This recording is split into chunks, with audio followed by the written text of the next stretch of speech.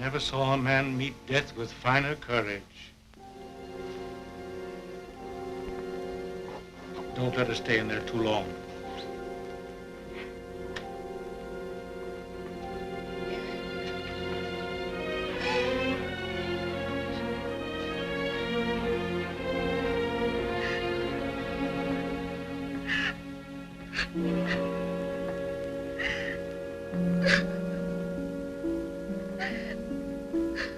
Dearest, is Father well now? Yes, dear. He's well. He's quite well. But we have no one left now but each other. No one at all. My baby.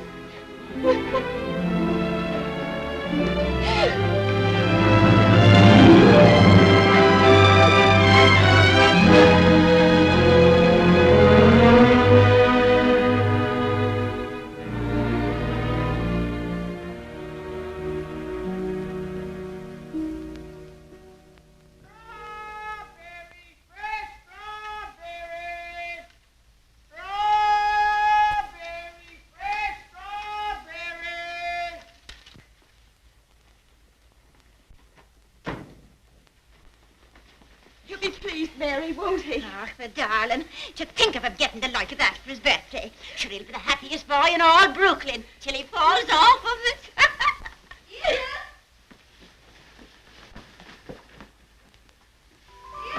All right, Zeddy. Oh, dearest. Look. Mary's brother, Michael, has made it for me. And Mary's given me this book. It's The Adventures of Robin Hood and His Merry Men. Listen.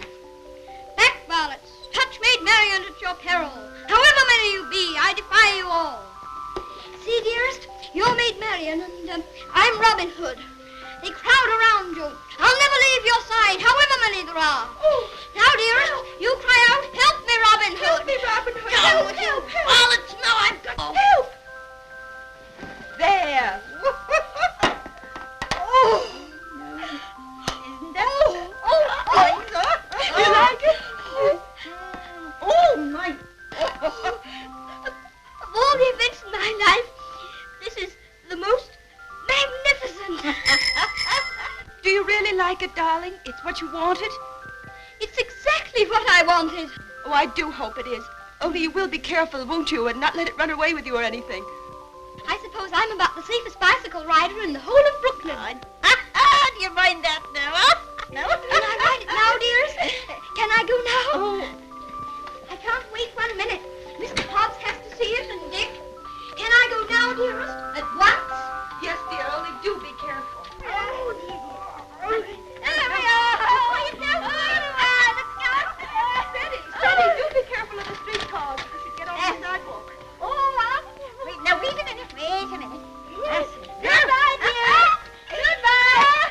Oh, be careful, be careful.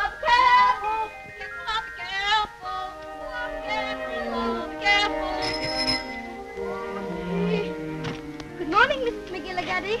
Good morning, Seddy. A very good morning. How are your bones today, Mrs. McGillicuddy? Oh, none too good after the rainstorm yesterday. Oh, they ached last night something cruel. Ties me up in knots, the rain does. Does it? How very peculiar. But it's a fine day to go bicycle riding. Oh, I suppose so. For them that has bicycles and can ride them. I suppose everybody who has a new bicycle will take it out and ride it today. Glory be to goodness, and whose bicycle might that be? It's mine. It's my birthday present from dearest. Oh, it's a daisy show. Fine enough for the president to ride. And it has all the latest improvements. Oh, sure it sounds like the bells of St. Patrick. Sure, it's the luckiest boy in the world, child. Well, I'll have to be going. Oh, I nearly forgot.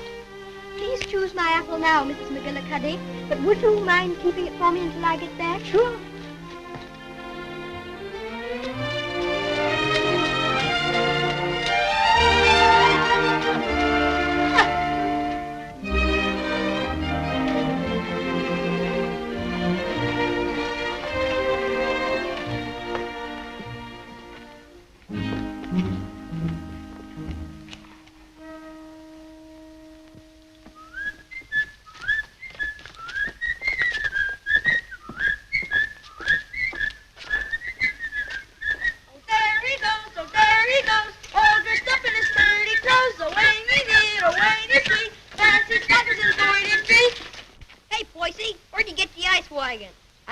get by, please? Give us a little ride, will you, Bub?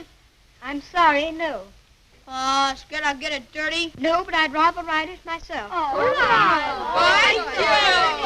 Hey, English, when'd you get back from dear old London? I'm not English. I'm an American. Now, where'd you get that kind of gab?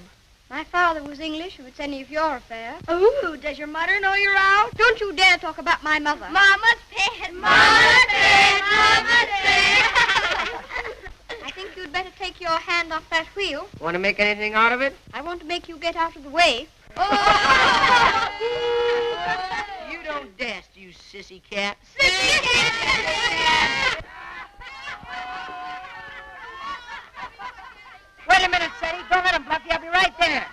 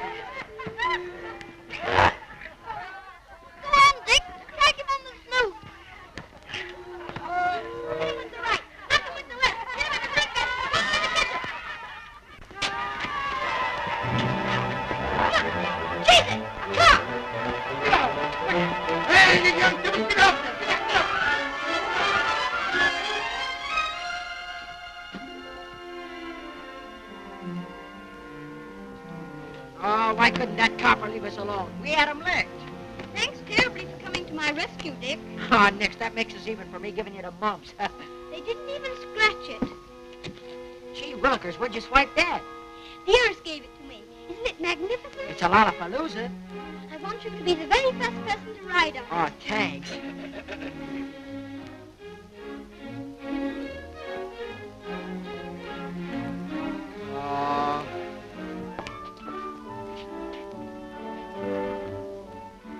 Thank you very much for your assistance, Mr. O'Brien. It's a pleasure, Sadie, my lad. Of course, I think we might have won anyway. Sure, and don't I know it? But I had to keep you from committing murder. I tell you what, Dick. I'll just go once around the block, and then you can ride it down to Mr. Hobbs' store. Make it later, 'cause right away I gotta go see my brother Ben off. He's going out west. Who is he? Where? Texas? No, Chicago. Oh, that would be splendid, riding Mustangs and shooting bears. Here's my brother Ben now. Come on, Dick, I've got to leave. Well, come on down to Mr. Hobbs' store as quickly as you can.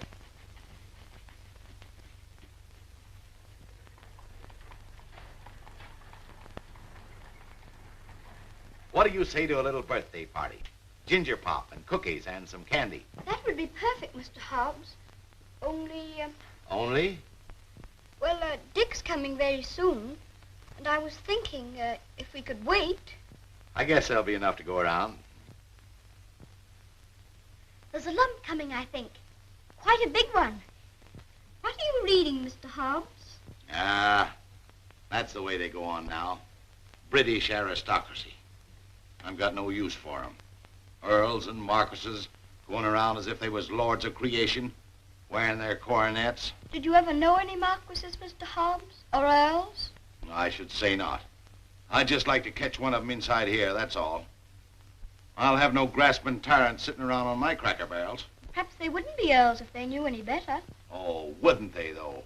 They just glory in it. It's in 'em. They're a bad lot. Here you are, Dick. Just in time for Seddy's birthday feast. Gee, Manetti, ginger pop and everything. Here's to your health, Seddy. Many happy birthdays. Thank you very much, Mr. Hobbs. Why, Mary. Come on home, darling. The mistress is wanting you. Oh, glory be. Would you look at your face? I'm very sorry, Mr. Hobbs, but I shan't be able to stay for the feast. Is there anything wrong with dearest? Not at all. Sure, there's nothing the matter with her. What's happened, Mary? Now, don't be asking me any questions. But queer, strange things happening to us. If you'll forgive me, Mrs. Errol, you must not disregard the great position to which your son has fallen heir through the death of his uncle, your late husband's brother. But what it amounts to, Mr. Havisham, is that you want to take my boy away from me. Mrs. Errol, you must remember that I'm acting quite impersonally and simply as a lawyer of the Earl of Dorincourt. The Earl of Dorincourt disowned his son and has refused to recognize his grandson until now. Why should I give up my boy? Oh, I'm afraid I've been very stupid, Mrs. Errol. I should have told you. My instructions are that you shall accompany Lord Fauntleroy to England. Oh. However, I must remind you that Lord Dorincourt is not very friendly toward you. He's an old man and has always had very strong prejudices against America and Americans, and was bitterly opposed to his son's marriage. He's fixed in his determination not to see you. You live at the lodge, and a suitable income will be provided for you. The only stipulation is that you make no attempt to visit your son at the castle, nor even enter the park gates. There's your sister, Mary. Hello, Bridget. Why, what's the matter? Mrs. Michael, it's worse. We've no money. We can't pay the rent. I don't know what I'm going to do. Now, Bridget, I've more important things to attend to. I wonder what your husband's wishes would have been in this matter. You knew my husband? Yes, I knew Captain Errol well and liked him, as everybody did. He was greatly attached to his old home. Yes, I know. He, above everyone, would have appreciated what this means to your son, the very great advantages he'll have. Yes, you're right. My husband would have wished it. Mr. Havisham, I must ask you to let me tell Ceddie about this in my own way and in my own time. He must never know his grandfather dislikes me. If he did, it would make it harder for them to be friends.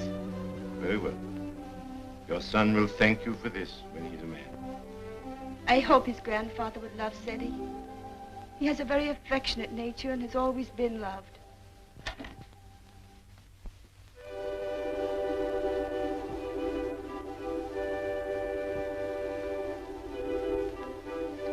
This is Mr. Havisham, dear, whom your grandfather has sent to see us, all the way from England. How do you do, sir? So this is little Lord Fauntleroy.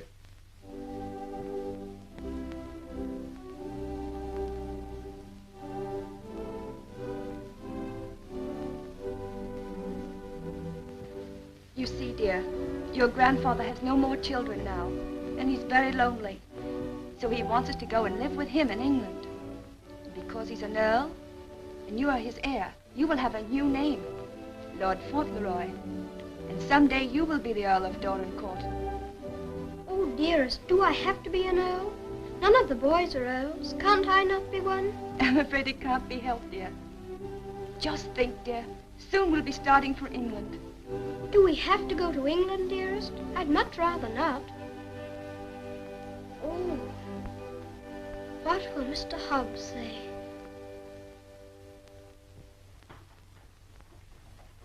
Anything else, ma'am? How much is your table butter?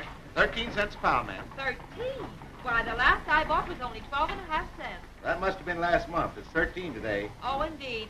Well, never mind the butter. Heavens and earth, if prices go any higher, we'll all starve to death. Nay. Good day, ma'am. Hello, Ceddie. What's the matter? Mr. Hobbs, do you remember what we were talking about yesterday morning? It seems to me we was talking about England. Yes, and earls, don't you remember? Oh, yes. We did touch 'em up a little. That's all. You said you wouldn't have them sitting around on your cracker barrels. So I did. And I meant it, too. Just let 'em try it, that's all. Mr. Hobbs, one is sitting on this barrel now.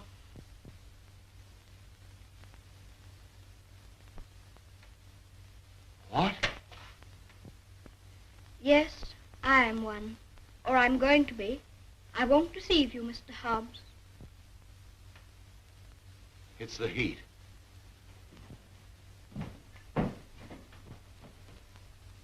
It is a hot day. How do you feel? Got any pain?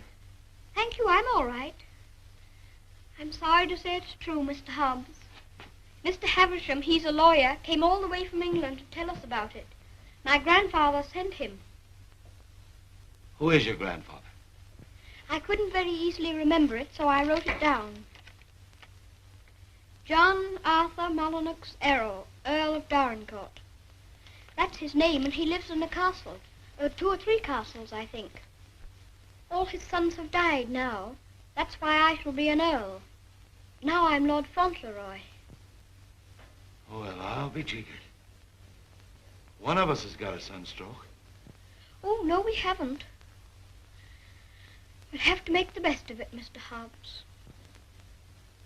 What did you say your name was? Cedric Errol, Lord Fauntleroy. Well, I am jiggered. Well, you always did talk more English than American. You think there's no getting out of it? I'm afraid not, Mr. Hobbs. Dearest says that Father would wish me to do it. But if I have to be an earl, I can try to be a good one. I'm not going to be a tyrant, Mr. Hobbs. And if there's ever to be another war with America, I shall try and stop it.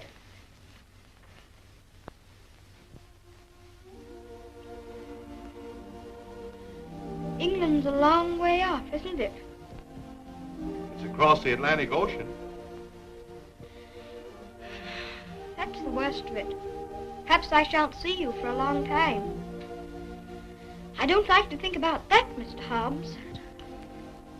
Well, the best of friends must part.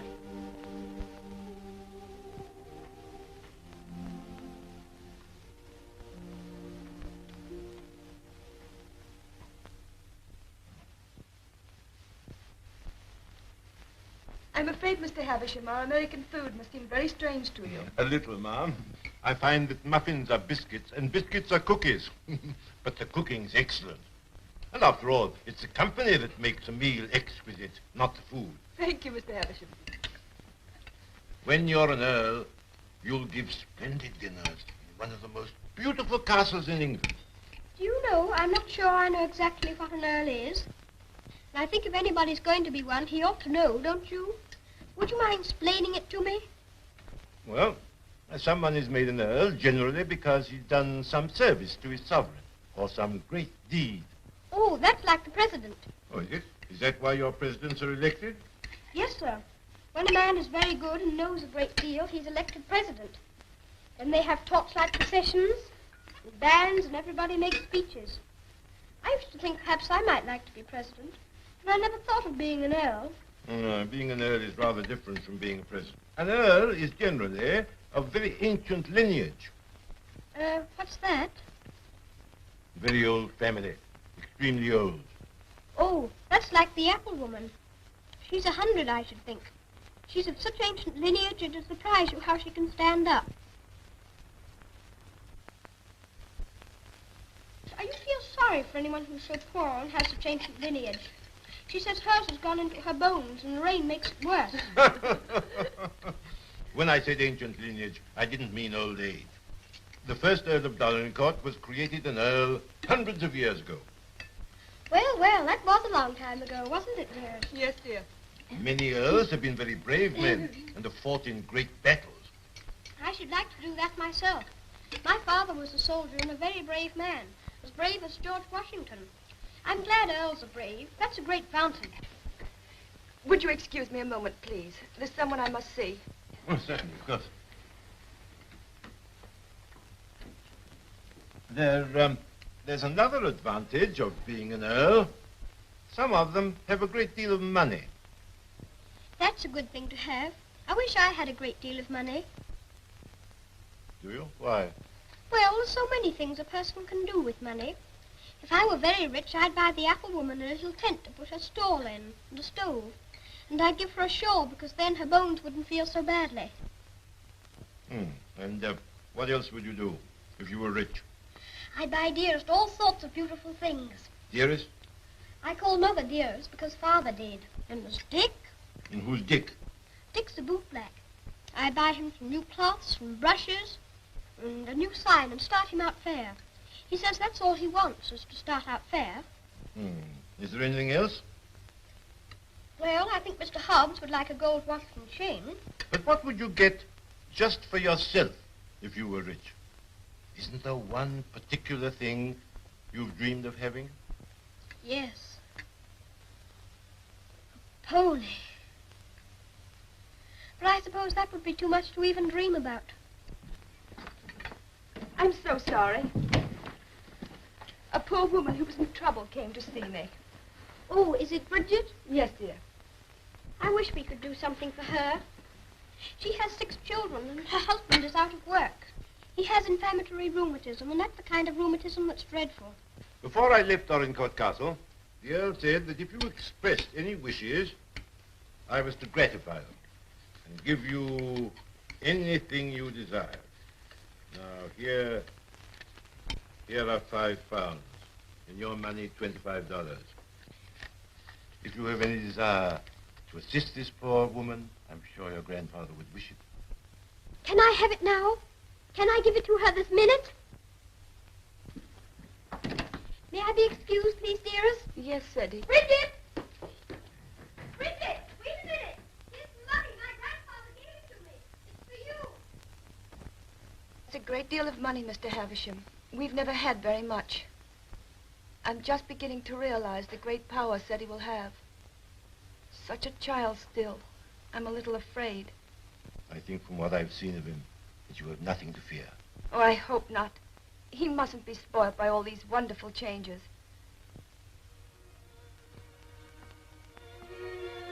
She cried. She said she was crying for joy. I never saw anyone cry for joy before. My grandfather must be a very good man. It's more agreeabler being an earl than I thought it was going to be. In fact, I'm almost quite glad I'm going to be one.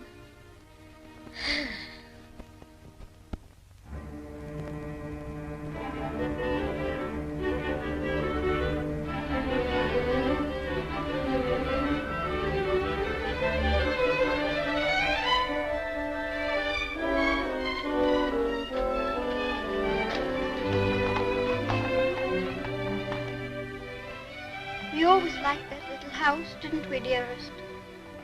We always will like it. Yes, darling. Yes.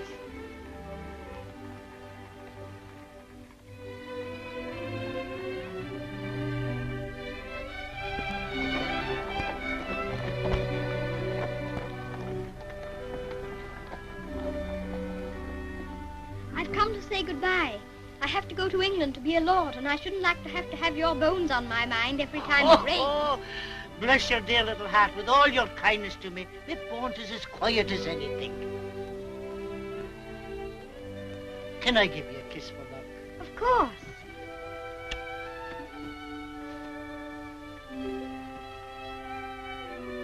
Here's an apple to eat on the boat. Thank you very much. Oh, no, darling. Why should you pay? As me late husband used to say, this one's on the house. Thank you again. Well, goodbye. Goodbye, darling.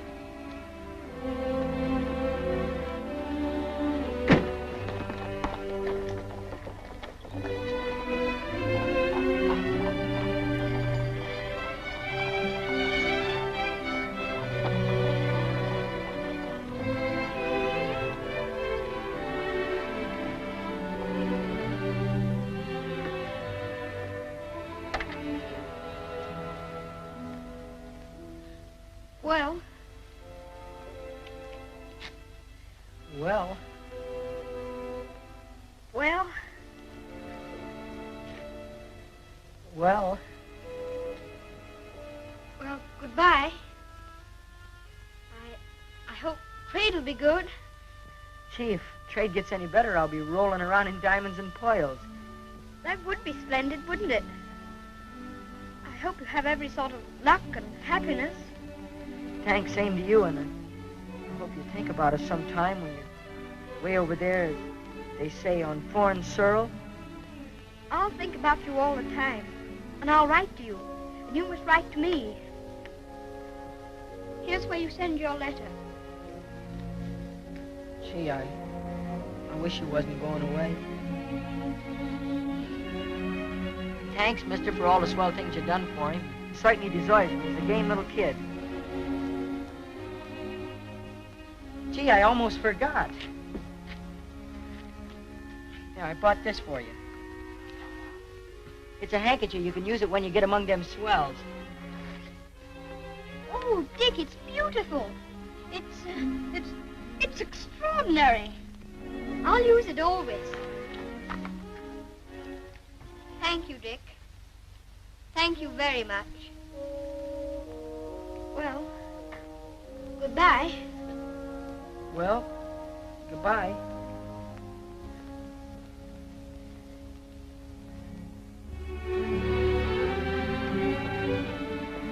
Would you mind very much not going in with me? I think this time I'd better be alone. Certainly, I quite understand.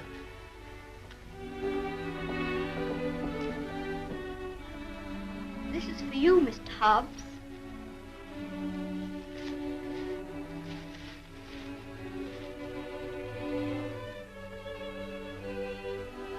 It'll look fine when you're smoking it. Why, Sadie, that's just what I wanted for a long time. This is my real present, Mr. Hobbs.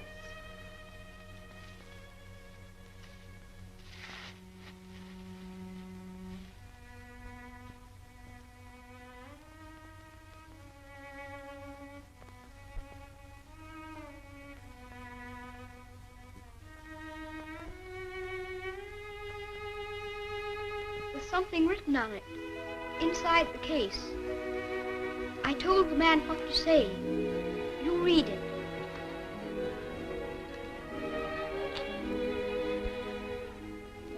From his oldest friend, Lord Fauntleroy, to Mr. Hobbs. When this you see, remember me.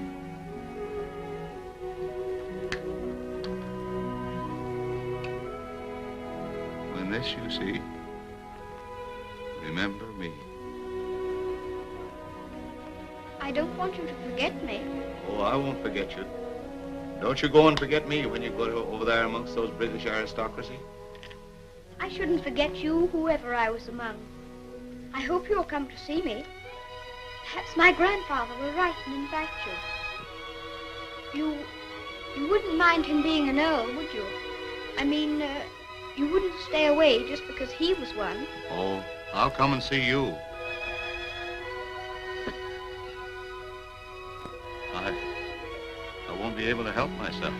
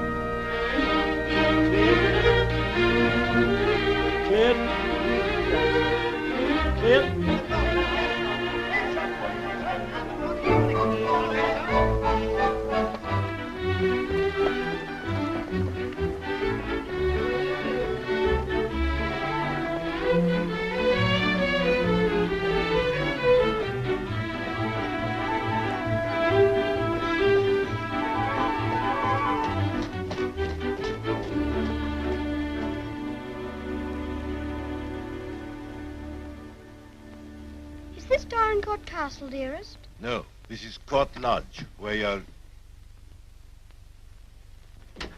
Here's Mary. We had a splendid time in London, Mary. I'm so glad you came before us, Mary. We don't feel so strange finding you here to welcome us. I'm sure 'tis a great happiness I wish you, ma'am, in your lovely new home. This is Mrs. Baines, the cook, Mum, and that's Susan, the parlour maid. I'm sure we'll do everything, ma'am, to make you comfortable. Oh, I'm sure you will.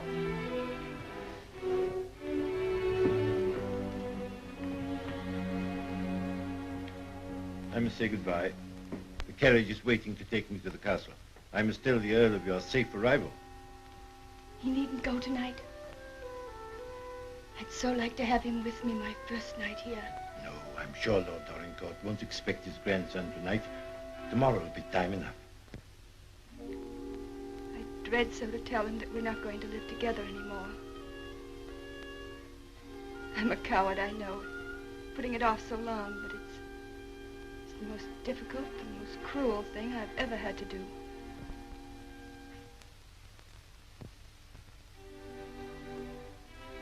I wish you'd tell his lordship, please, that I'd rather not have the money. You mean the income he wishes to settle on you? I have a little money of my own. It's quite enough to live simply on. I must accept the house, of course, because that makes it possible for me to be near Seti. I'm grateful to him for that, but... He'll be very angry. He won't understand it at all. I think he will understand. He must understand that I can't accept money from a man who hates me so much that he's separating me from my boy. I'll deliver your message.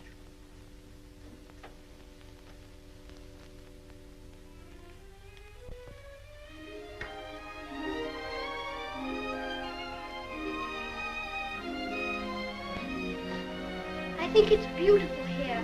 Don't you, dearest?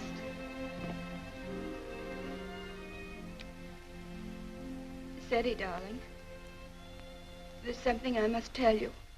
You're not going to understand it, I know. But I want you to believe me, as you always have, when I tell you it's for the best. Tomorrow, Mr. Havisham will take you to your grandfather, and you will live with him at the castle. But I shall not go with you. This pretty house will be my home, and Mary will be here to look after me.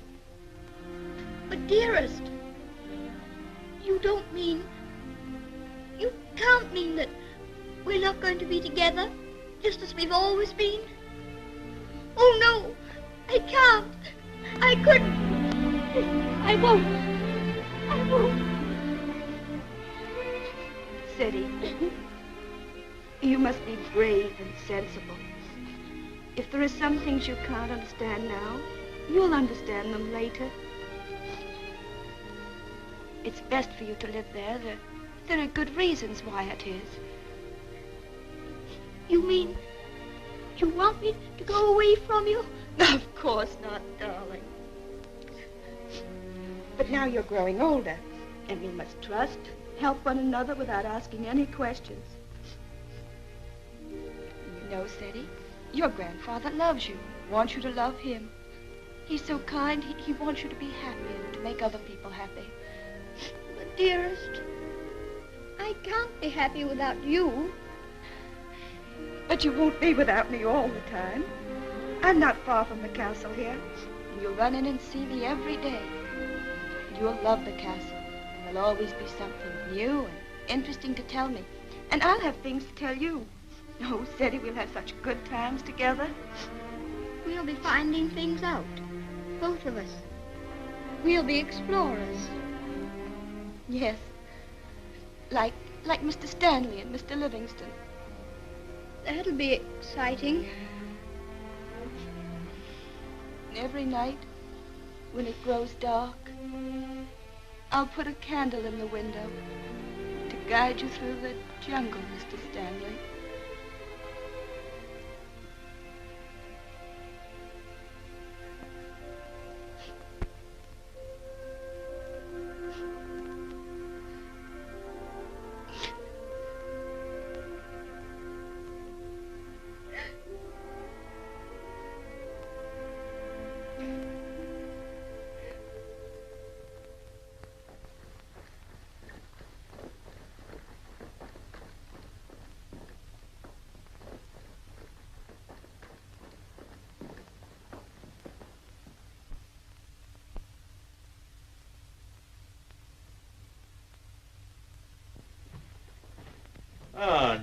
How's his lordship? In a rare mood this evening he is. He told me to evict all the tenants if they weren't paid up. Oh, I dare say that'll be a job to your liking.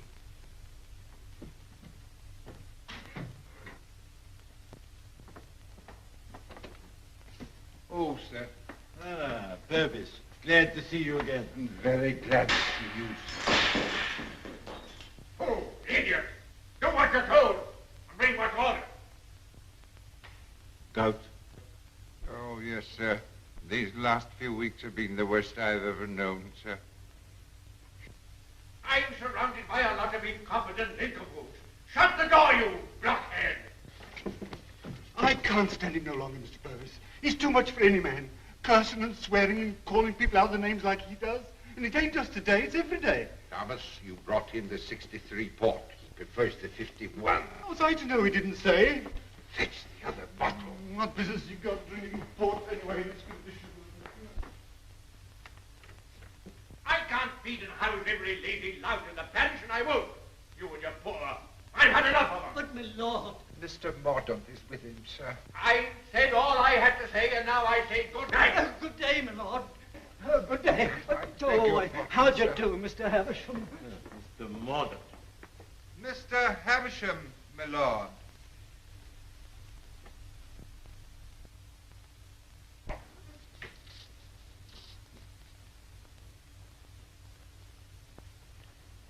Well, Havisham. Lord? Come back, have you? Put that cushion right for me, will you? I careful.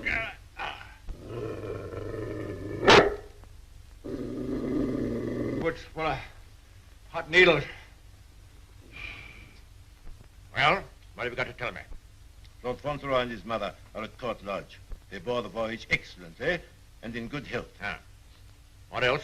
His lordship remains with his mother tonight. I'll bring him to the castle tomorrow. Oh, go on. Tell me everything. What sort of a lad is he? Never mind about the mother. What sort of a lad is he, I say? It's rather difficult to judge the character of a child of 9. A fool, huh? Clumsy cub. I don't know much about children, but I thought him rather a fine lad. Healthy? Well grown, eh? Apparently healthy, quite well grown. Straight-limbed, well enough to look at. Rather handsome, my lord, as boys go. Ah. Although I'm scarcely a judge. I dare say you'll find him a little different from most English children. Oh, no doubt of that. American children are the most impudent and worst brought up in the world. I've heard that often enough. In his case, I would hardly call it impudence. The difference is, I think, that he's lived more with older people than with children. But I should call it a mixture of maturity and childishness. Exactly. Beastly, impudent, bad manners. That's what it is. I have a message to deliver from Mrs. Errol. I want none of her messages. The less I hear of her, the better. But this is rather an important one. She prefers not to accept the income you propose to settle on her. What's that? What do you say? She says it's not necessary. That as the relations between you are not friendly. Not friendly? I should say they were not friendly. Mercenary, sharp-voiced American. Lord, you could hardly call her mercenary. She's asked for nothing. Ah, all done for effect. She thinks she can wheedle me into seeing her. Thinks I shall admire her spirit, but I don't. She shall have the money sent to her whether she likes it or not. She won't spend it. I don't care whether she spends it. She shall have it sent to her. She shan't tell people that she's got to live as a pauper because I'm doing nothing for her. Huh?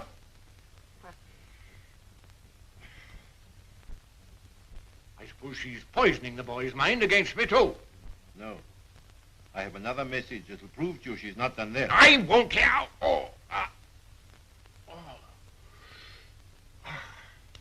She asks you not to let Lord Fauntleroy hear anything that might lead him to understand that you're separating him from her because of your prejudice against her. She says he wouldn't comprehend it. That it might make him fear you in some measure, or at least cause him to feel less affection for you. She wants there to be no shadow on your first meeting. Come now, Havisham, come now. You don't mean the mother hasn't told him? Not a word, my lord. Nothing has been said to the boy to give him the slightest doubt of your perfection. She's prepared to believe you the most amiable and affectionate of grandparents. In fact, he already regards you as a wonder of generosity.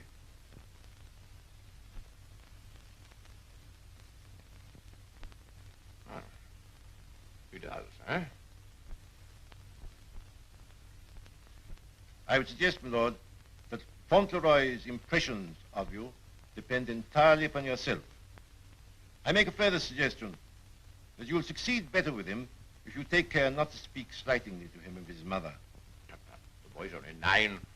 Nevertheless, those 9 years have been spent at his mother's side. She has all his affection.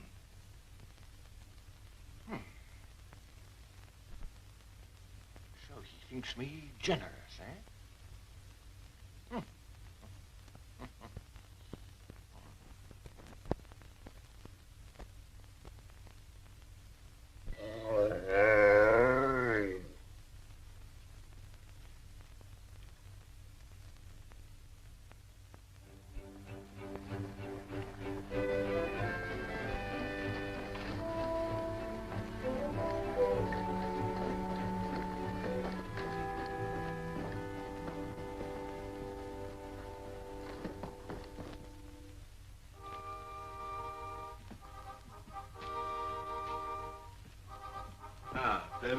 This is Lord Fauntleroy.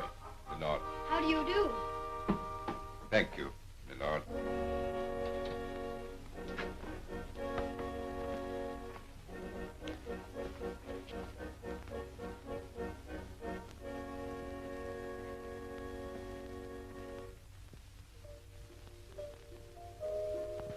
My lord.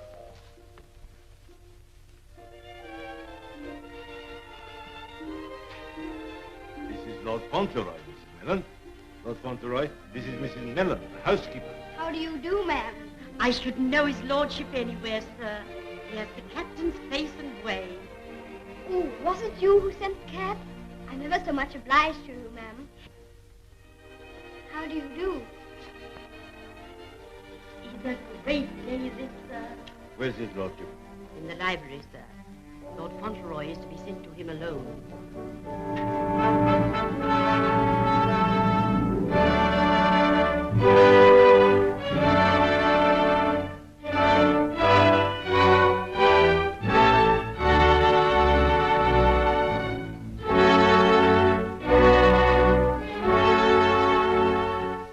Lord Fauntleroy, my lord.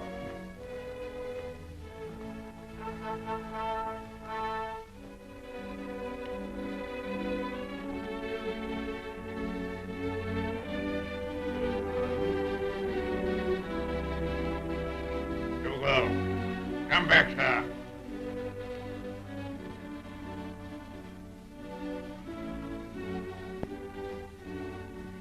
How do you do, sir?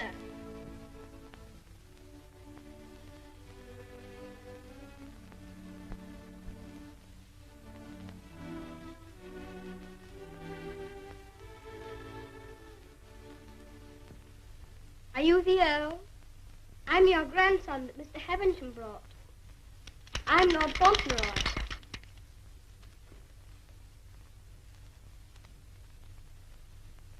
I hope you're quite well. I'm very glad to see you. Ah, you're glad to see me, are you? Yes, very.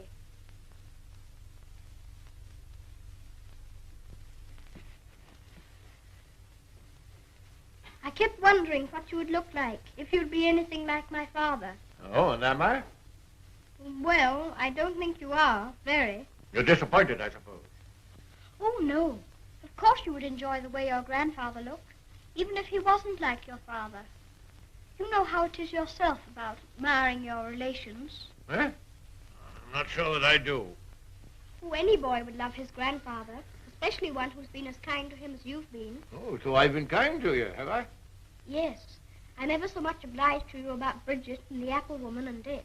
Bridget? Dick? Apple woman? They were particular friends of mine. You know, they were the ones you gave me all that money for. The money you told Mr. Havisham to give me if I wanted it. Oh, the money you were to spend as you liked, eh? So you spent it all on these people, did you? Bridget, Dick, and the apple woman. Yes, and I gave Mr. Hobbs a gold watch and chain and a pipe. I put some poetry in the watch. It was, "When this you see, remember me."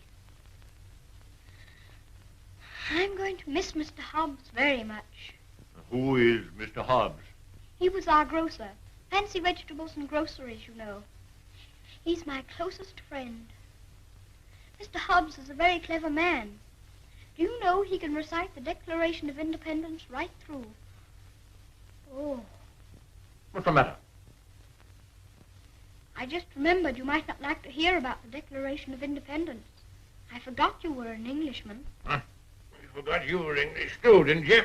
Oh, no, I'm an American. You are English. Your father was an Englishman. I was born in America.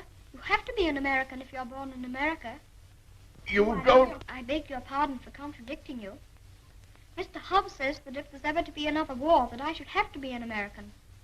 But I promised him that if there were to be another war, I should try to stop it. You would you? Dinner is served, my lord. Now, be careful, man. Be careful. Careful, man, careful. Would you like me to help you? You can lean on me, you know. Once when Mr. Hobbs hurt his foot with the potato barrel falling on it, he used to lean on me. You think you could do it? I think I could. I'm very strong. I'm 9, you know. You lean on your stick on one side and on me on the other. Well, you may try. Just lean on me. I'll walk very slowly. Don't be afraid of leaning on me. I'm all right, if it isn't a very long way. You see that old fellow in red velvet? He was the 10th Earl of Dorincourt. King George I decorated him for services during the war with Spain and Austria. He was tremendously strong. He could bend a bar of iron between his hands. You get your strength from him. How very interesting. Did you ever try putting your foot in hot water and mustard? Mr. Hobbs used to. Arnica is a very good thing, too, they tell me. Oh, thank you. I'll try it.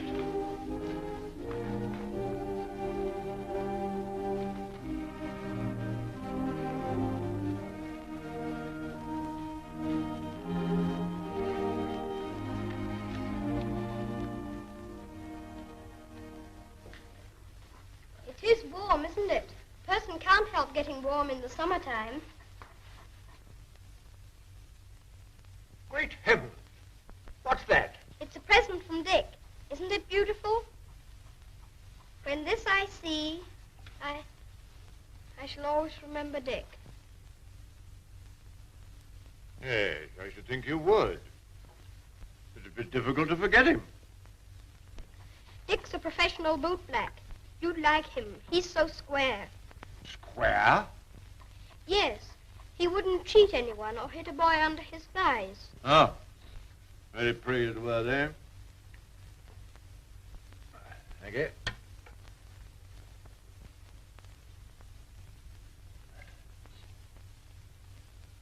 What's the matter? Don't you like your soup? Oh, yes. I was just wondering. Wondering? Wondering what? You don't wear your coronet all the time, then? No. It doesn't become me. Mr. Hobbs said you wore it all the time. But after he thought it over, he said he thought you must take it off sometimes to put your hat on.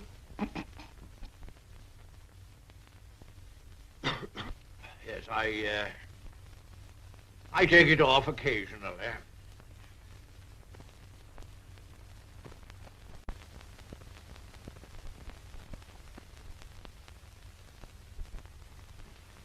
You must be very proud of your house. I never saw anything so beautiful. But it's a very big house for just 2 people to live in, isn't it? Oh? You think it's too large?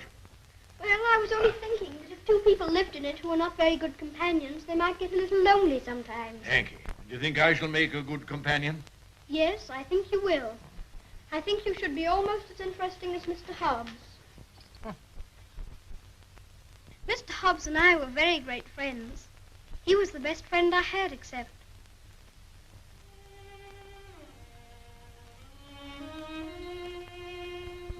Fauntleroy, what are you thinking of? I was thinking of Dearest. Who is dearest? She is my mother.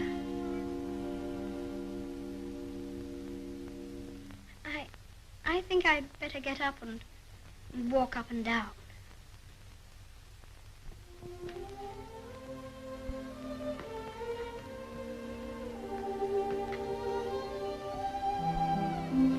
He's a very nice dog. He's my friend. He knows how I feel. How do you feel?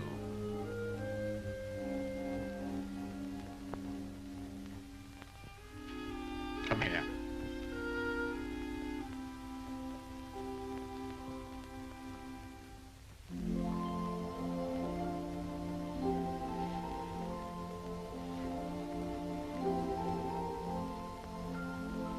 You see, I never was away from my own house before. It makes a person feel a strange feeling when he has to stay all night in another person's castle instead of his own house. But Dearest is not very far away from me. She told me to remember that. And after all, I'm 9, you know. And I can look at the picture she gave me. Look, you press the spring and it opens, and there she is.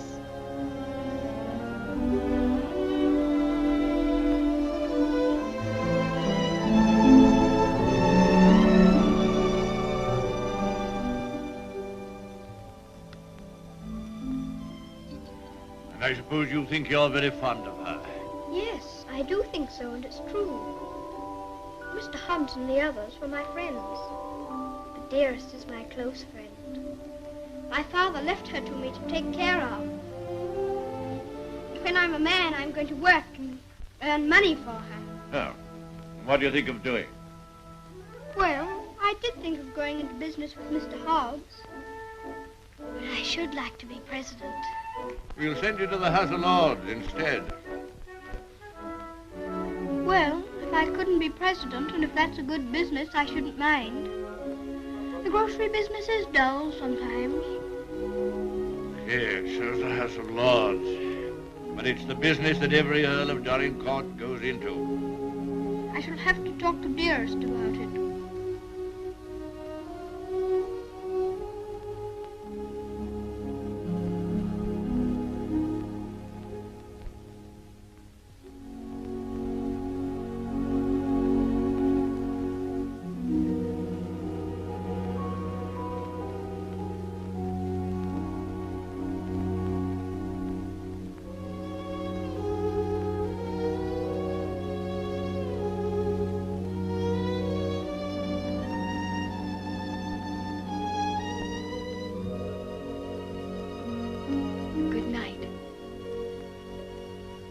Keep you all the night. Morning, Thomas. Good morning, sir. His lordship? In the library, sir. And such goings on I never heard in all my life. Do you think it'd be all right for me to see him? Oh, yes, sir. He's expecting you.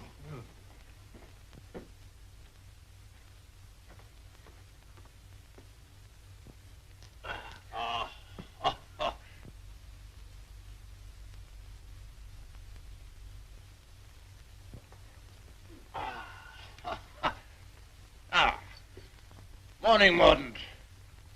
Found a new employment, you see. Any good at marbles, Mordaunt? My muscles are a little stiff, my lord, but I'll see what I can do. Oh, pity about that. I'd forgotten about your age.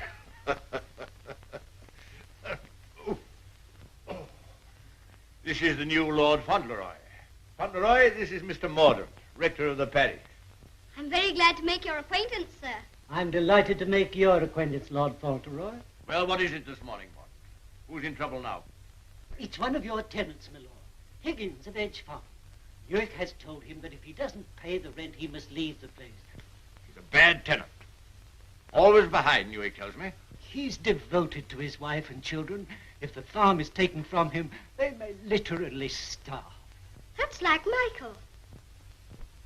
Huh? I forgot we had a philanthropist here. Come here. What would you do in this case?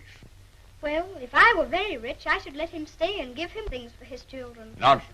You're Lord Fauntleroy. Time you learn to deal with these situations. You can write, can't you? Yes, but not very well. Well, go over to the desk and write Newick his orders.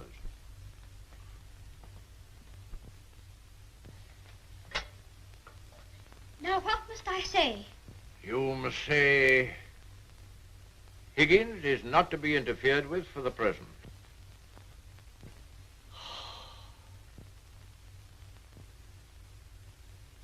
And sign it Fauntleroy.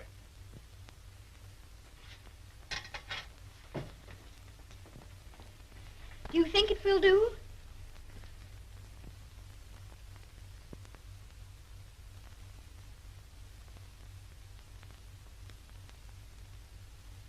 Yes. Higgins will find it entirely satisfactory. Mr. Hobbs always signed his letters that way, and I thought I'd better say please. Is that exactly the right way to spell interfered? Well, it's not exactly the way it's spelled in the dictionary, but... I was afraid of that. Yes, Higgins won't complain of the spelling.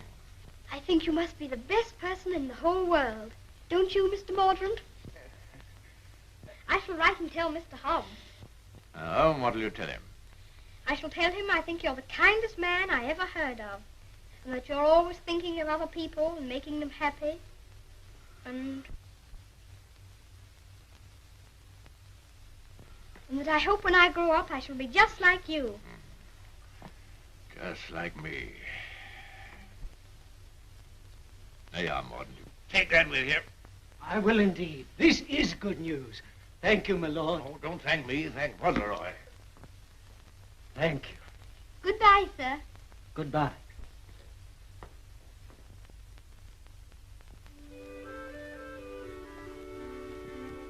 May I go to see Dearest now? I think she'll be waiting for me. There's something for you to see in the stables first. Ring the bell. In the stables? If you please, I'm very much obliged, but I think I'd better see it tomorrow. She'll be expecting me all the time. Ah, very well. We'll order the carriage. And you don't care to see what's in the stables? Oh, I do, I do. Oh, it doesn't matter. It's only a pony. Pony? Whose pony is it? Yours? Mine? Yes. Oh, I never thought I'd have a pony. I never thought that. How glad Dearest will be. You give me everything, don't you? Wouldn't you like to see it? Of course I want to see it. I want to see it so much I can hardly wait. But I'm afraid there isn't time. You must see your mother this afternoon. You can't put it off till tomorrow? Why, she's been thinking about me all the morning. And I've been thinking about her. Oh, you have you? I'll ring the bell.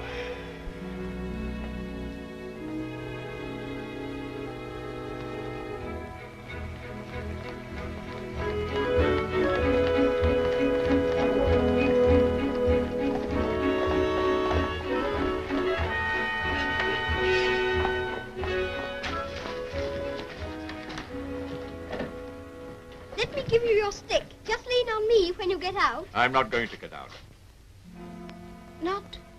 Not to see Dearest? Dearest will excuse me. Go and tell her that not even your new pony would keep you away.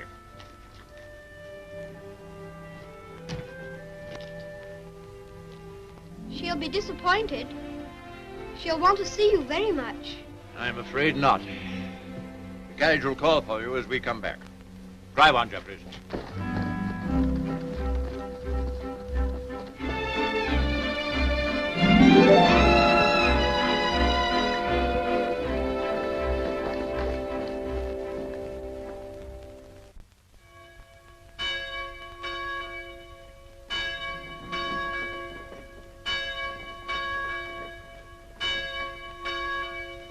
Shame, parted from his own mother. Cook at Court Lodge was telling Sarah she'd never have worked for a sweeter lady than Mrs. Errol. The letter was written by the little gentleman his own self, signed with his name to. Fauntleroy, as large as life. The little precious. Aye, that's the mother. A pretty young thing, too. Good morning, ma'am. Good morning. God bless you, ma'am. Thank you.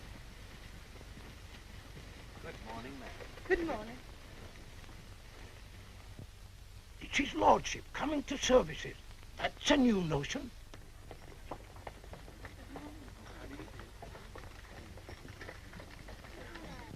They say even his gout's improving.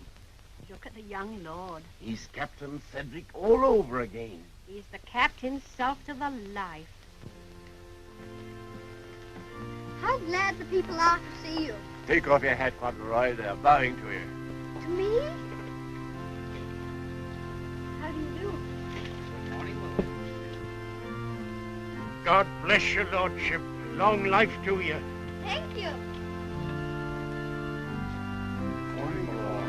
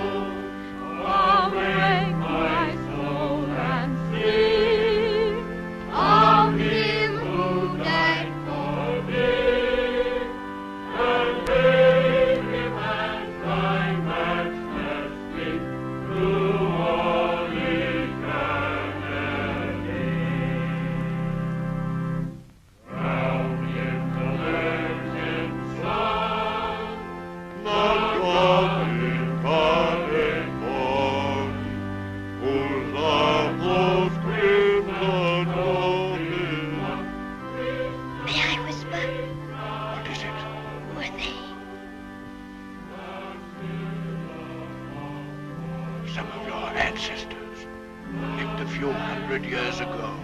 Oh. Perhaps I got my spelling from them. Shepherd King of Israel.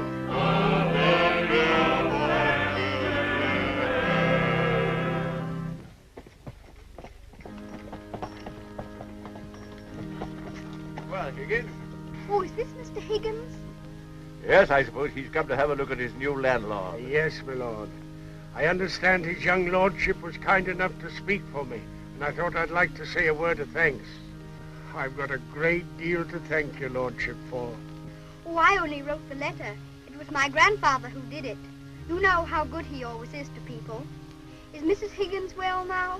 Yes, your lordship. The missus is better since the trouble was took off her mind. My grandfather was very sorry about your children having the scarlet fever. You see, Higgins, you people have all been mistaken about me. Lord Fauntleroy understands me. If you want a little reliable information on the subject of my character, apply to him. Get in the carriage, Fauntleroy.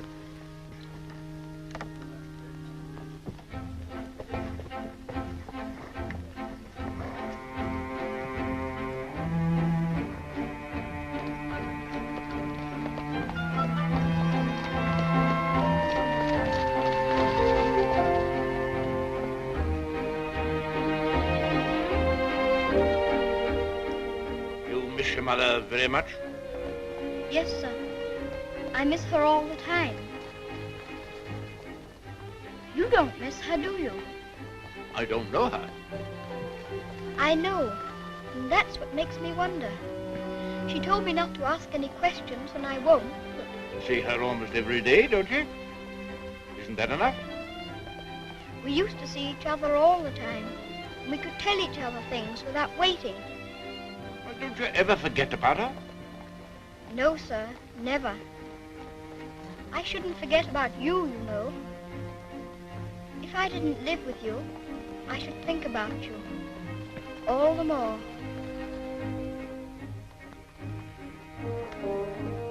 On my word, I believe you would.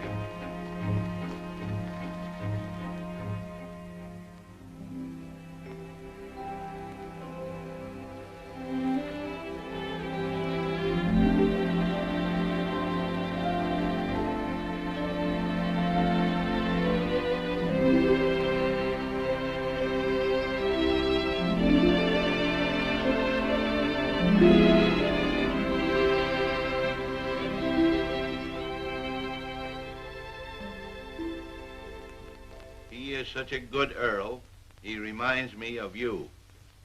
He is a universal favorite. Well, reminds me of you. Think of that now. He's known this Earl only a little while, and we was lifetime acquaintances. I don't know as I want him to be reminded of me by this Earl. They've been using influence on him, I bet you. You're right. They got twisty ways, those aristocrats. They'd wheedle their little finger around your heart as soon as look at you. All for their own purposes, mind. It's a pity they're making an oil out of him. Yeah. He would have been a shining light in the grocery business. A shining light. Do you know any particulars about that stuff like castles and oils? No, not much. Except they're haughty and mean.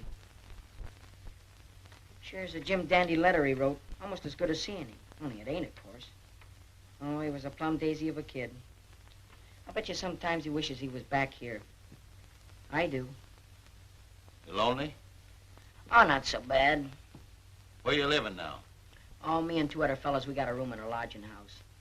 The other two fellas, they get drunk and fighting, but it's cheap. Oh, that's no sort of a place for a lad like you to be living. Now, look here. I got a clean, dry loft over my stable, and there's an old bed you can have. Why don't you come here and stay? Won't cost you a cent. Gee, do you mean that, Mr. Hobbs? Why, certainly I do. Yahoo! Gee, Mr. Hobbs, talking about oils, you ain't no oil, you're a prince. Oh, sure.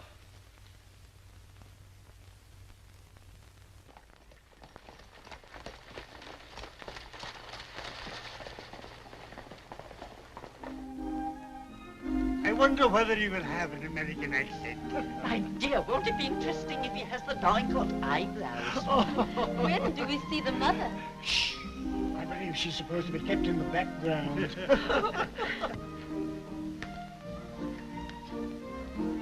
Well, Molyneux, is this the boy? Yes, Constantia, this is the boy.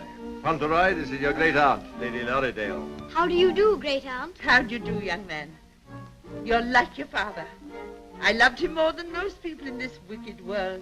Oh, did you know my father? Know him? Of course I do. Oh, then you must meet Dearest. She will enormously like to talk to you about him. You see, I was the only one she could talk about him to who knew him. And I was so small when he... Yes, Fauntleroy, this is your great uncle, Sir Harry Lorridale. How do you do, sir? Here you're fond of horses. I'll confess to you, Constantia, that what you'll probably see for yourself. There's a risk of my becoming rather an old fool about him. Becoming? By the way, the mother, what does she think of you? I don't know. I haven't asked her. You must come over to Lorridale Park one day and see us. There are some new cocker puppies in the kennels. You shall have your pick. Oh, thank you very much indeed, Uncle. Only Dougal might be offended. You see, he's very fond of me, and I really shouldn't like to hurt his feelings. Hurt his feelings. That's a good one. Did you hear that, Conrad? Hurt his feelings. This is Miss Herbert, Fauntleroy. I want you to be great friends with her. How do you do? Have you met Dougal? He shakes hands beautifully. Shake hands with Miss Herbert, Dougal. Oh, how sweet. He's a great friend of mine. I like making friends, don't you? Yes, I do. May I be your friend? And Dougal. Oh, yes, if you please. Lumbago, Fortescue. Better, I hope. Thanks. much better. I've known Dorincourt as well as anyone could know him for 35 years. And that's the first time he's ever bothered to inquire about my health. Most extraordinary. Havisham, you're late. What's kept you? Beg your pardon, my lord. I was detained by extraordinary news. News? What? What news? Not now, if you don't mind. Later, my lord, later.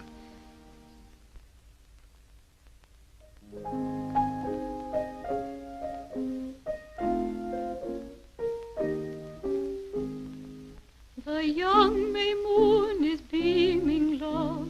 The glowworm's lamp is gleaming, love.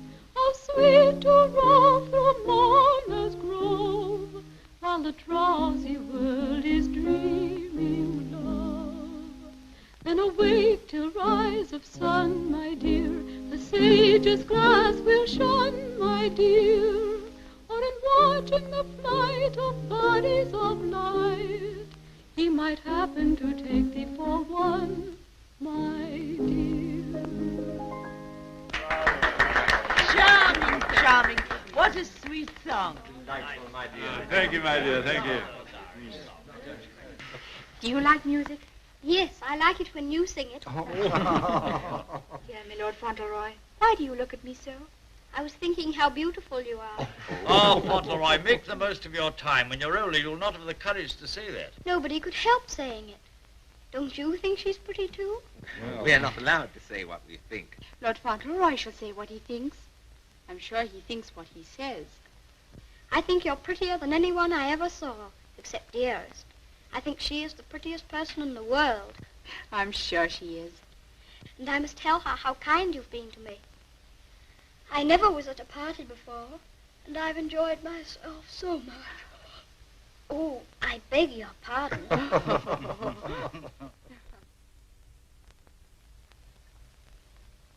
Good night, little Lord Fauntleroy. Sleep well. Thank you very much.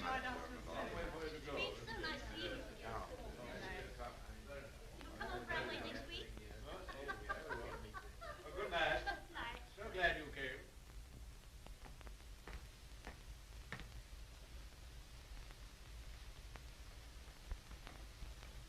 Well, Havisham, what the world's the matter? Something serious must have happened to make you behave like this. What is it? It's bad news. The very worst of news, my lord. I'm sorry I have to be the bearer of it. Why do you look at the boy so? You hang over him like a bird of ill omen. Has it anything to do with Fauntleroy? My lord, I waste no words. My news has everything to do with him. If we're to believe it, it's not Lord Fauntleroy who lies asleep before us, but only the son of Captain Errol. The present Lord Fauntleroy is the son of your boy Bevis, and at this moment is in a lodging house in London. What do you mean? You're mad. It's a lie. An abominable lie. If it's a lie, it's painfully like the truth. A woman came to my chambers this morning and told me that she married your son Bevis in London 11 years ago. She showed me the marriage certificate. The child was born shortly after Bevis deserted her and was taken by her to America. Oh, the woman's obviously an imposter. It's a trumped-up fraud. I'm afraid not, my lord. I saw the boy's birth certificate. She's, I'm afraid, a very ignorant person, but she's consulted a lawyer who advises her that her son is, of course, Lord Fauntleroy and the rightful heir. She demands that his claim be immediately acknowledged. I'll protest this to the last. I'll disown Bevis's boy. I'll have nothing to do with him or his mother. You can't disown him, my lord. Nothing we can do can keep the eldest son's child from his inheritance.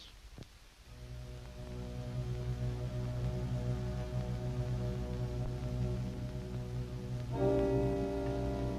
woman you say is an ignorant, vulgar person, eh? She can hardly spell her own name. She's obviously uneducated and openly mercenary. And I objected to his mother. I suppose it's retribution. If anyone had ever told me I could be fond of a child, wouldn't have believed them. I always detested children. I owe them more than most. But I'm fond of him. Oddly enough, he's fond of me. You know, Havisham, I'm not popular. I never was. But he's fond of me. Never was afraid of me. Always trusted me.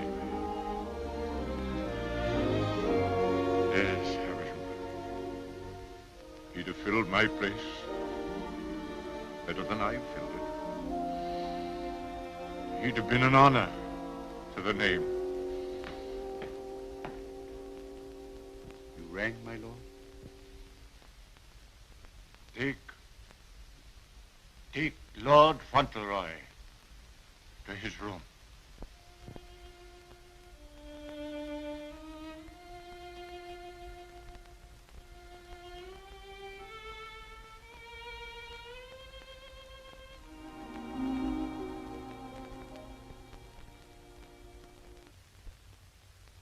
What a pity. The boy's a thoroughbred if ever there was one. I suppose you may say it's a judgment on Molyneux. But that boy, the first human being he ever loved.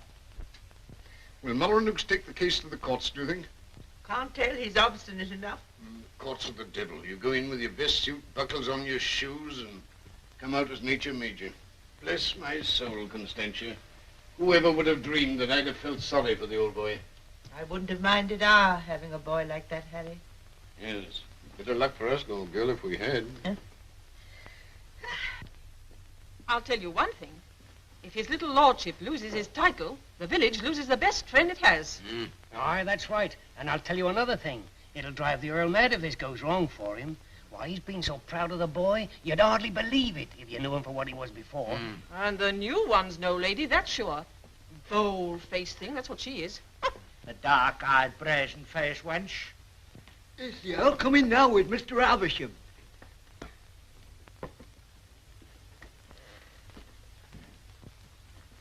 You've someone here calling herself Lady Fauntleroy. I want to see her. Aye, come the ways, my lord. This way, my lord.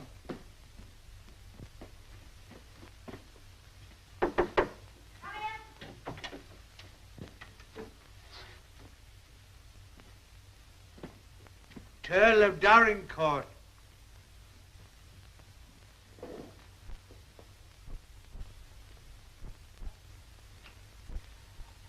Pleased to meet you, I'm sure, my lord.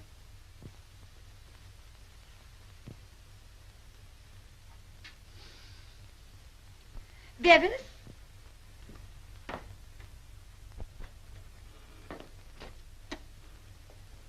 Go shake hands with your grandpa.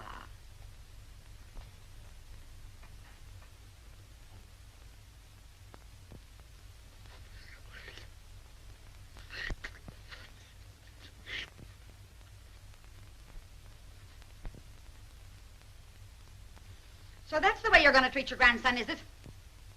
Ah, you needn't try to look so fierce about it. He's your grandson, all right. Yes, my lord. We have proof of the young gentleman's birth. He is the son of the late Lord Fauntleroy.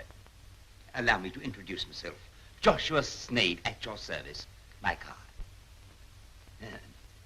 I've already had the pleasure of making Mr. Havisham's acquaintance. Lady Fauntleroy has placed all the evidence in my hands. I can assure you, my lord, it is sufficient to justify her case should it come into court. But may I suggest that we come to an arrangement and settle this matter amicably on a friendly basis? Friendly? Ha! Look at him staring at me as though I was dirt. Me, his own daughter-in-law. Oh, your son Bevis married me, all right. And a fine rotter he was. But he was the father of my boy, and I can prove it. Lady Fauntleroy, please. You may think you can fight me, but a lot of good it'll do you. They don't love you around here, and you know it. I've heard plenty about you and your dirty, snobbish pride. Plenty of pride you'll have when I'm finished with you. Unless you want to climb down off your high horse and get reasonable with your own flesh and blood. Lady Fauntleroy... You shut up. I'll stop at nothing, do you hear? I'll drag this case through every court in the land. I'll let the whole world know what you are. You and your precious son, Bevis, deserting me and his own child, a babe in arms. How I've suffered, heaven only knows. And you standing there looking at me and my boy as if we were scum. You ought to be ashamed of yourself. You say you married my eldest son. If that's proved to be true, the law's on your side. In that case, your son will be Lord Fauntleroy, and you will be provided for. But I warn you, the matter will be sifted to the very bottom. I'll only add that I want to see nothing of you or your boy as long as I live. After my death, you can, unfortunately, do as you please.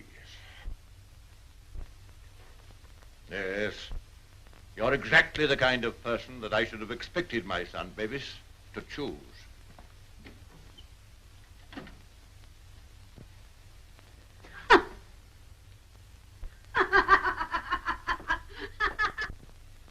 I'm afraid, Dorincourt, there can be no two opinions. At least that's how I see it. You agree, Semple? Yes, I'm afraid we can see it no other way. But it's monstrous. That woman and that boy are utterly unfit. Alas, the law can take no cognizance of such things. I sympathize, Dorincourt, more than I can say.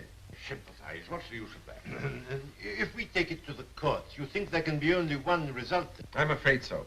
The birth certificate, everything we have, point the same way. If you take it to court, you'll have the expense and the notoriety, and only, I fear, one possible result. Perhaps the boy won't turn out so badly as you fear. Perhaps you can do something with him. That boy? That oaf?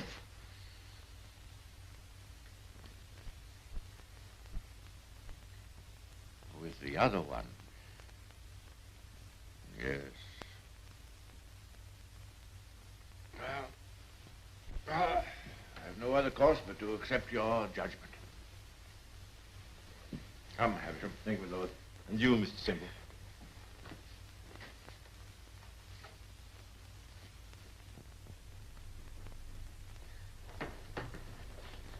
It's the Earl, ma'am. The Earl himself. Show him in.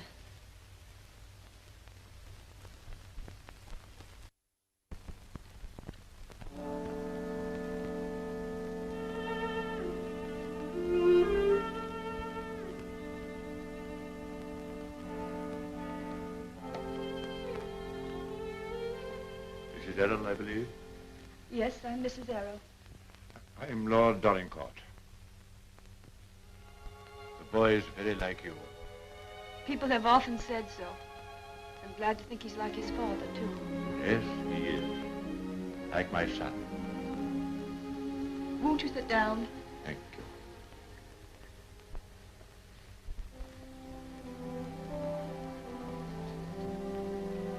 I've come to tell you that I've had the very best, the highest legal opinion. I'm sorry. This outrageous woman and her child. Perhaps she cares for him as much as I care for Seddy, my lord. Her son is Lord Fauntleroy. Mine is not. Yes, I'm afraid you're right. Perhaps you would prefer that Seddy should not be the Earl of Dorincourt. It's a very magnificent thing to be the Earl of Dorincourt, my lord. I know that. But all I care about is that Seddy should be what his father was. Brave, just, and kind, always. A striking contrast to what his grandfather is, eh? I haven't had the pleasure of knowing his grandfather. I know my little boy believes you. I know that Seddy loves you. Would he have loved me if you told him why I didn't receive you at the castle? No, honestly, I think not. That's why I didn't wish him to know. Well, there are very few women who wouldn't have told him. Yes, Seddy is fond of me. And I'm fond of him. I can't say that I was ever fond of anyone before. But he pleased me from the first. I'm an old man. I was tired of my life. But he's given me something to live for. More than that. More than that. I'm proud of him. I was satisfied to think that one day he'd be taking my place as head of the family. Miserable. Miserable.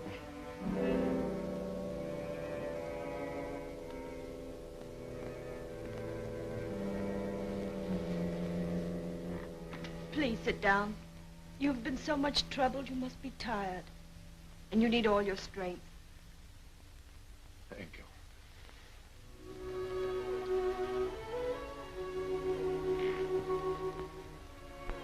Perhaps it's because I'm miserable that I've come to you.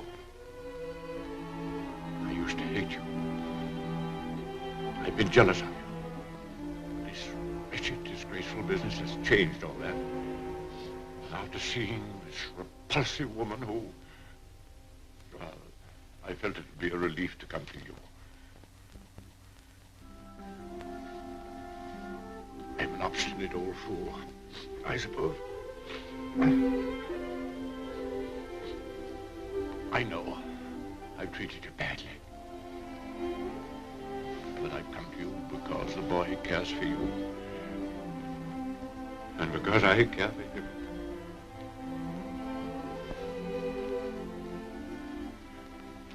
Treat me as well as you can. For the boy's sake.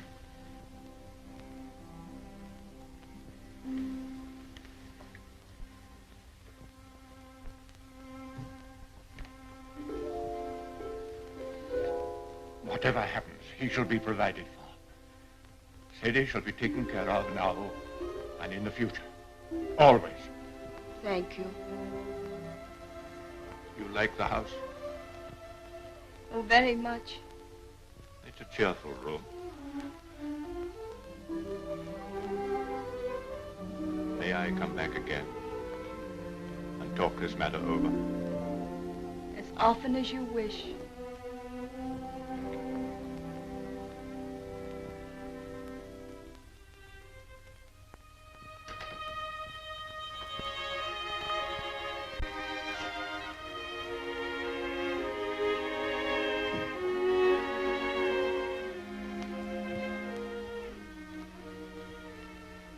Heard bad news, haven't you? Yes. The worst. And I'm not Lord Fauntleroy anymore, am I? No. She's beaten me. Then the other boy, he will have to be your boy now, won't he? Like I was? No. He'll have to live in the castle if he's Lord Fauntleroy, won't he? Common little brat shall never enter this place in my lifetime. I'll take care of that. Then I can still be your boy, even if I'm not going to be the Earl, just like I was before. My boy. Yes, you'll be my boy as long as I live. And by Jove, sometimes I think you're the only boy I've ever had. Then I don't care about the Earl part at all.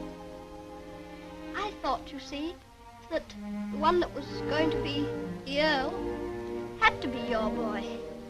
And that I couldn't be. I shall never take anything from you that I can hold for you.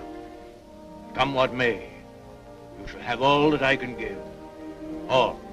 And, dearest, will her house be taken away from her? No. You can take nothing from her. Nothing from either of you. Come. Time you were asleep.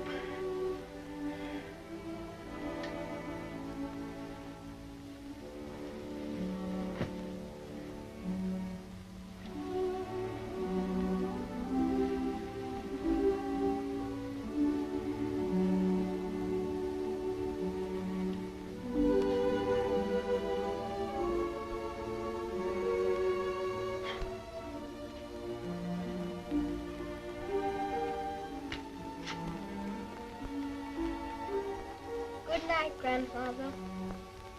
Good night, my boy.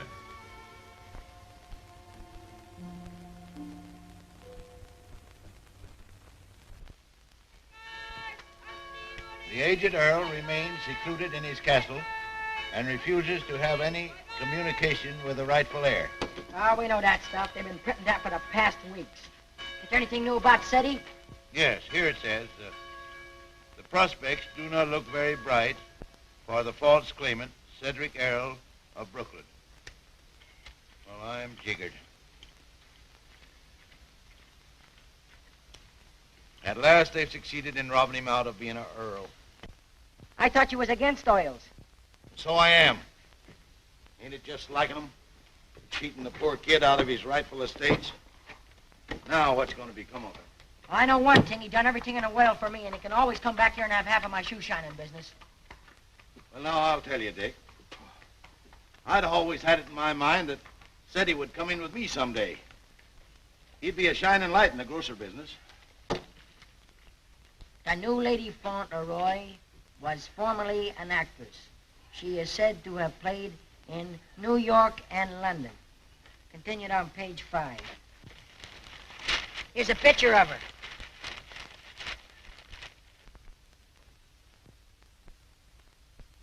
Holy mackerel. What's the matter? Here, look at this. It's her. Her? She ain't no aristocrat, she ain't. I know her as good as I know you. It's Minna, Ben's wife. Your brother? Sure. You mean it's some kind of hocus pocus? Sure I do. Well, I'm jiggered. She was married before, but I never heard of her having no other kid but Ben's kid. You mean the one Ben went out to Chicago to look for? Sure. Maybe she had another kid in England. Maybe she did and maybe she didn't. We'd ought to do something about this. You're dead right we oughta. But we got to get the proper advice. Gee, I wished I knew Alderman Murphy. I know Alderman Murphy. You do? Yeah, come along. Let's go right now. Them Earls, they've always had a spite against us Americans ever since the Revolution. What a place. What a hole. I'm sick to death of it. Cooped up here, week in and week out with nobody to talk to. You're complimentary. I wasn't meaning to be. And grateful. You're getting your money, aren't you? Business is business, you know. Business. I'm sick of business. I want some fun. Why don't you go up to London for a while? London? Not on your tintype. Nothing would please that old devil up at the castle better than to see me clear out. Well, I'll stay here in this rotten country pub. You've lived in worse places in your time, I've no doubt. That's none of your business. You keep a civil tongue in your head or I'll hand you your walking papers. I wouldn't. What do you mean? Just what I said.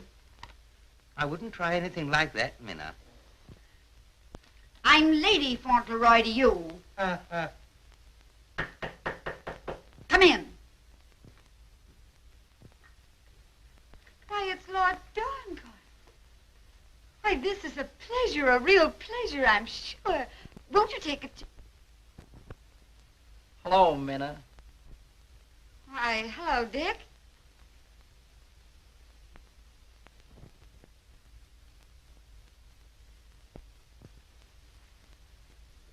Hi, Ben. What are you doing here? Where have you been all this time? Do you know her? Funny if he didn't, seeing as how he was my second husband. Where is the child? What child? You know what child, our boy Tom. Oh, Ben. But you know, you must have heard. Someone must have told you. Told me what? It was pneumonia. Only 3 days and he was gone. It broke my heart. I meant to write you, but I didn't know where you were. If that's true, who is this boy you've got with you? That's none of your business, Ben Tipton. Can I see him? No, you can't. Tell us, please, why Mr. Tipton should not see your boy. Oh, hello, Uncle Dick. Well, I'll be jiggered. You shut up. You're a dirty pair, you are. Coming all this way to spy on me, trying to do me hurt.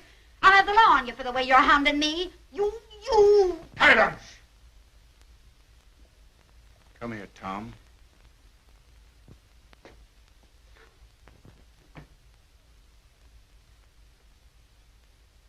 I knew nothing of this, my lord, I assure you. There's a little matter of a forged birth certificate. But I swear to you... Oh, never mind, Havisham. I've had enough of this. Too much. The sooner the pair of you are out of this country, the better. Come on, Havisham. You'll be sorry for this, you will. It's prosecution, that's what it is. It's robbery.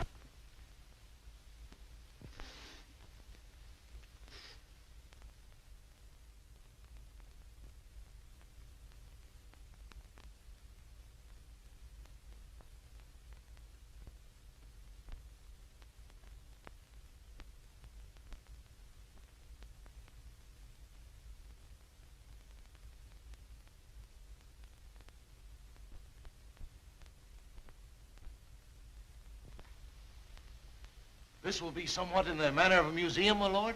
Well, not exactly a museum, Mr. Hobbs. They're portraits of my ancestors. Your aunt's sisters? All of them? I'll be jiggered. Your great uncle, he must have had a family. Did he raise them all? I mean that they were earlier distinguished members of the family. Do you know, Earl, I used to have a very poor opinion of you aristocracy, but I've changed. I'll take you, for instance. You're a pretty good sort, even if you are an Earl. I'm very gratified.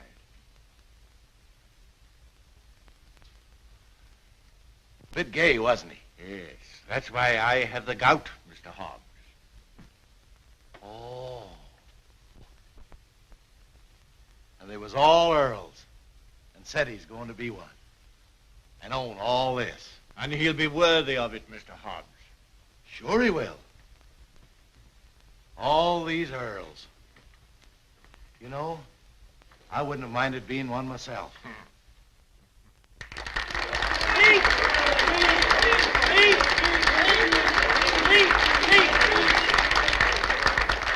Thank you very much. It's such a lovely day. I always like having birthdays, but never one so much as this because you're all so kind to me. My grandfather wants everybody to be happy and comfortable, and I'll want it too when I'm grown up.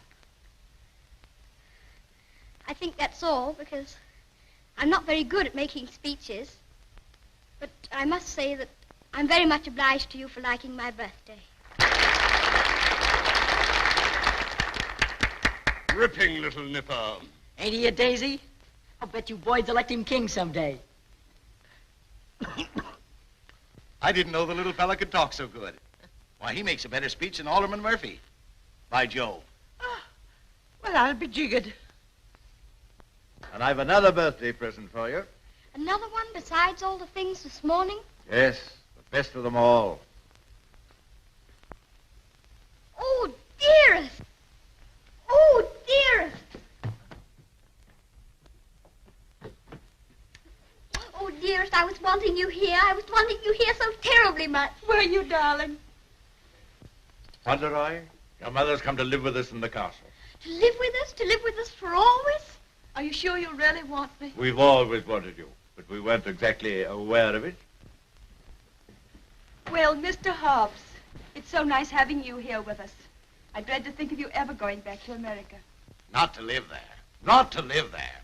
America's a good enough country for them that's young and stern, but there's faults in it. There's not an aunt's sister among them, nor an Earl.